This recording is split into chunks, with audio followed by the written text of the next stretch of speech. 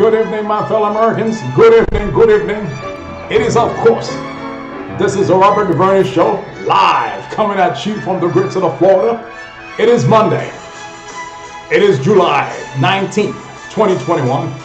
As you know, if it's Monday, if it's 8 p.m., it's the Robert DuVernay Show. Kudos to all of you who already logged in. Again, it's a wonderful day in the great state of Florida. Again, we're coming live to you on a regular basis. As you know, if it's Monday, if it's 8 p.m., there's no place else to be but at the Robert DuVernay Show.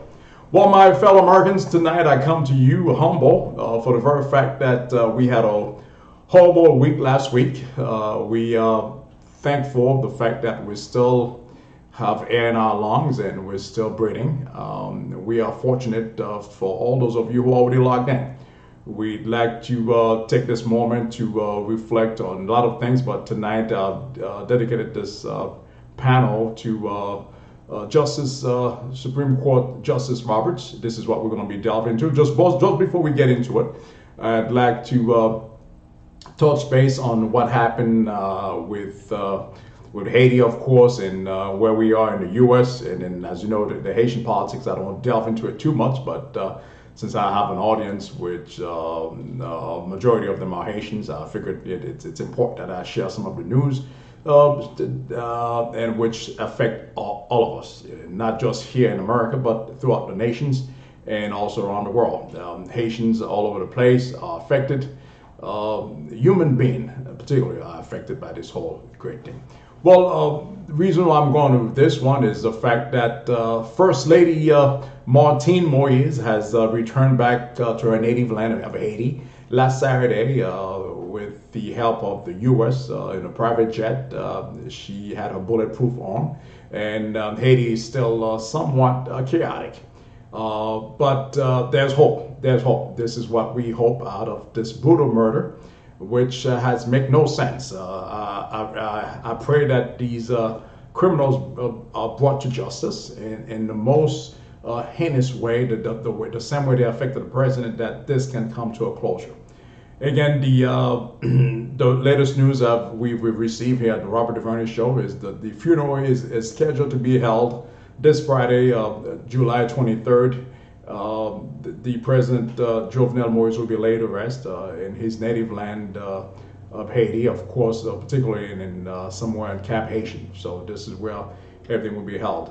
Again, our thoughts and prayers are with the Haitian people in Haiti, and we pray that out of this horrific deal, something positive will come out of it. Again, to all Haitians out there, to all those of you around the world, my condolences to you, and we share this pain. This is a common loss, and we pray that something positive will come out of it. Let not his death go in vain. This is what we pray for. Thank you. On a different note, we're going to jump to the United States right now. Those of you who may have already received your tax extension, well done. If you have children who are under the age of 6, you may have received your $300 after the 15th. So children who are watching me live tonight, ask mommy and daddy what happened to the $300. If you're between the age of 1 and 6, under 6, you should get $300. This is a way that the U.S. government has been, particularly the Democratic Party, has been fighting for the past 2 decades to bring the most impoverished citizens to a level where they do not have to deal with this horrific debt that they may have. Especially that money should be used toward health care for the children, the daycare and school, if your kids involved in karate or what have you. Any activities that will not be a burden to the parents of young Americans. I believe that this is a system that is put in place where all Americans can benefit from. This project is primarily is available to 90 million of Americans. There will see a somewhat of a payment of $250 to $300 every month, every 15th of the month, all the way to December. This is part of the rescue plan, the American rescue plan put in place by President Biden to bring the bottom Americans, those at the bottom of the pyramid, a sense of belonging to this great nation that we have. So this is where we are. Next note, I would like to talk to you this evening is of course about John Roberts. John Roberts, we all know he's the current Chief Justice of the United States Supreme Court. This is a young man who well, he's no longer a young man, but he's the Chief Justice Supreme Court. Just give a little brief history. When William Rehnquist, the former Supreme Court Justice,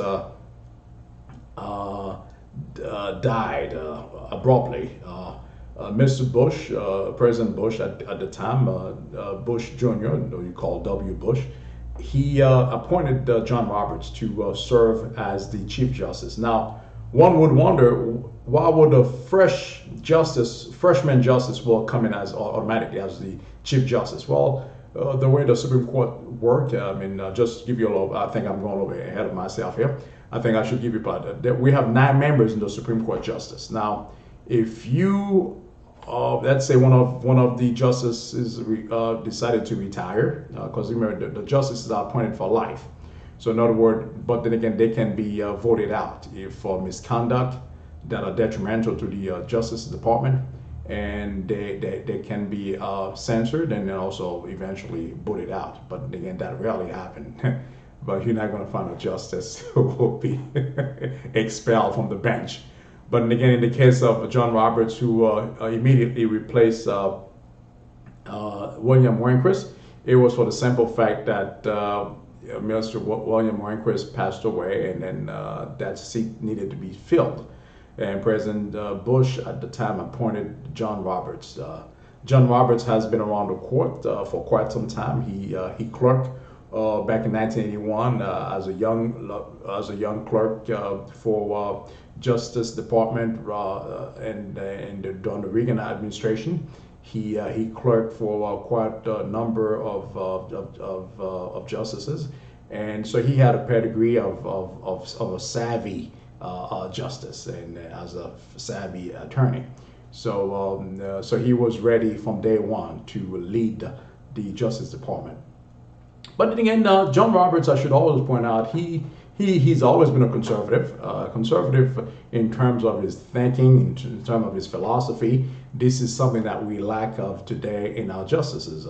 You would wonder why would I think about John Roberts in today? Well, because there's a lot of things that are on the Supreme Court right now, which we as Americans should be concerned.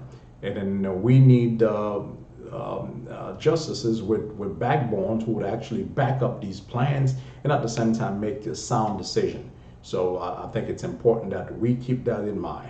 So this is what we have for you tonight. So on a different note, I'm going to switch topic here. I'm going to show you another thing that John Roberts, as you remember, was the justices, I always call them the gentlemen, was the justices who actually vote to uphold the Obamacare back in 2010. As you know, the Obamacare almost fell through, but again, there was a part of it that has to do with the fact that the interstate tax.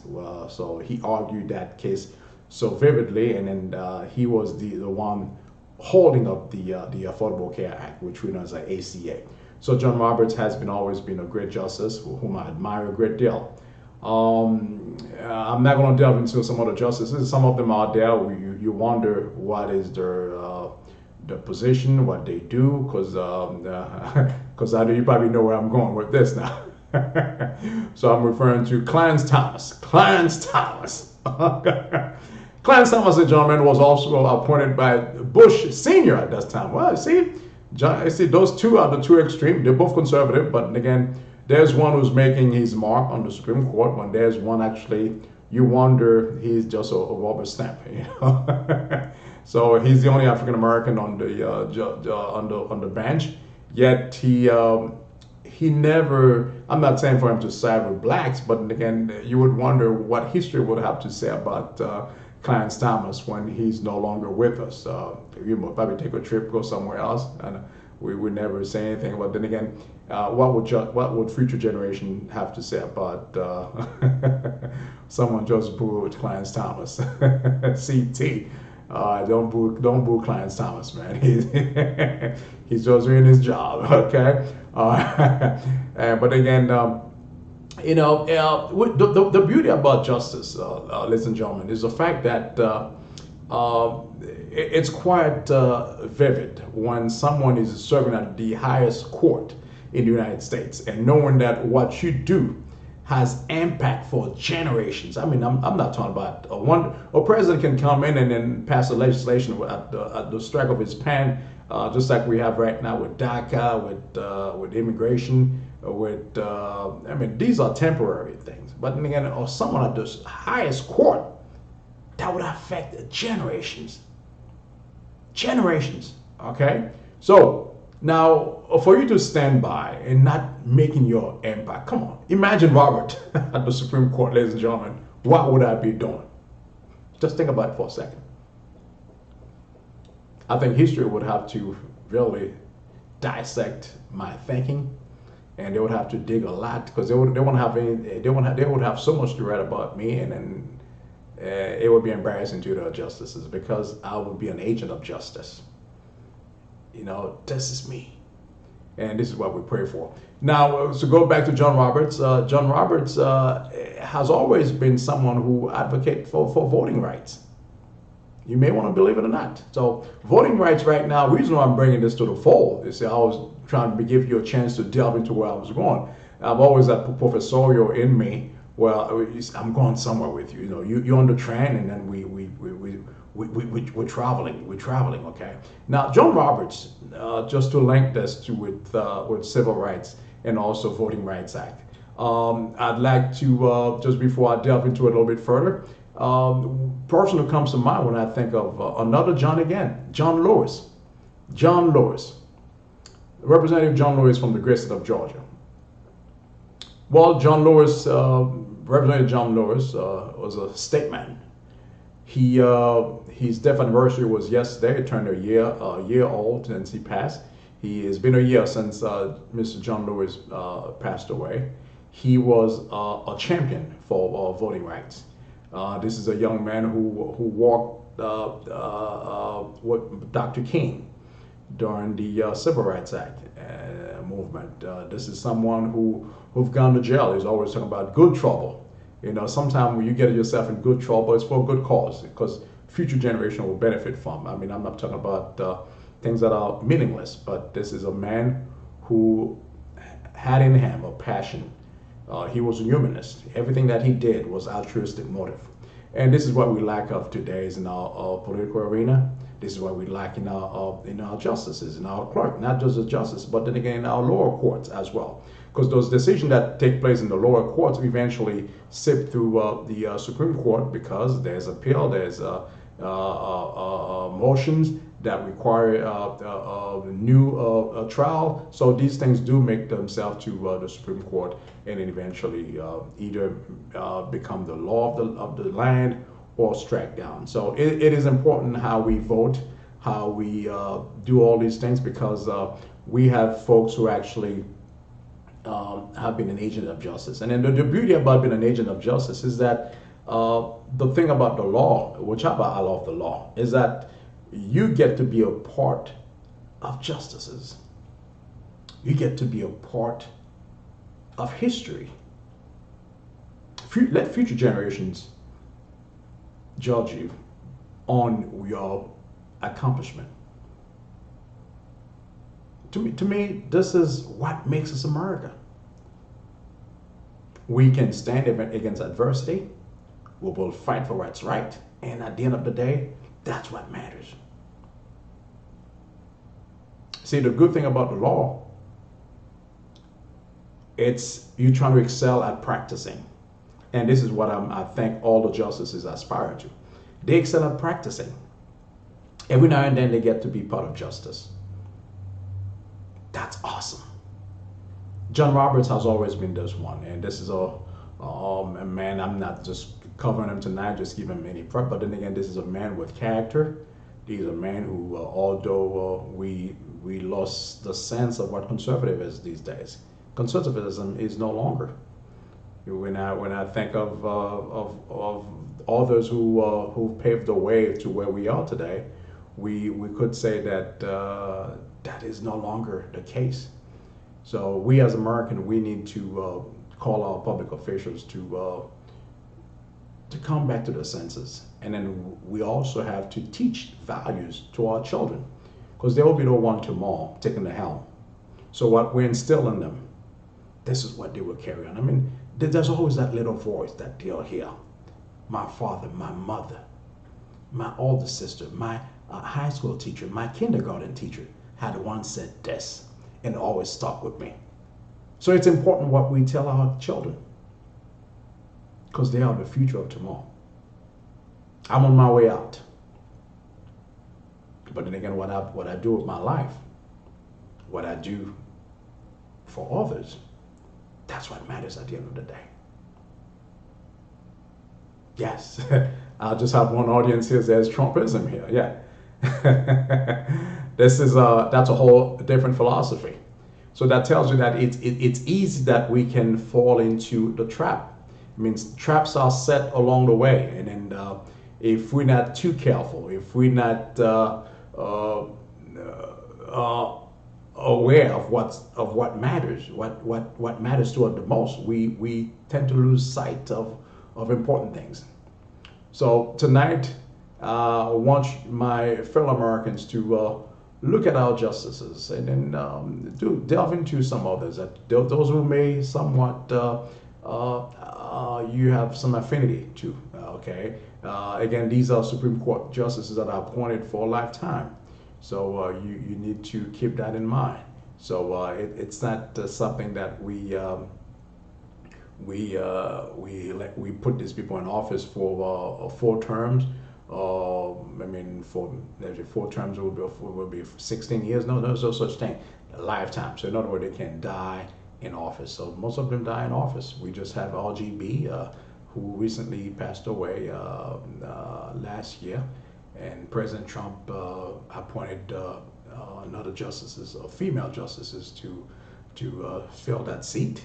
And Mr. Trump had the privilege to appoint 3 justices to the Supreme Court. This has rarely happened for anyone to actually appointed 3 justices during one term. That was pretty phenomenal. So again, we stay tuned, and then for much more to come. So if you have any other questions, I said I was not going to be long too with you tonight. It's already 8:22. If you have any more questions, I'd be more than happy to answer those questions. Okay, I'm reading some questions here which had nothing to do with the justices. Okay, those were prior questions. Someone said, I did not, you did not make that payment cut. Okay, well, unfortunately, those of you on the highest bracket, you would not make it, for the simple fact that the government figured that you have enough, you don't need that money, so we don't leave it to the less fortunate. So thank you for those of you on the highest bracket, because you're paying more taxes. That makes it more available to other Americans. Okay.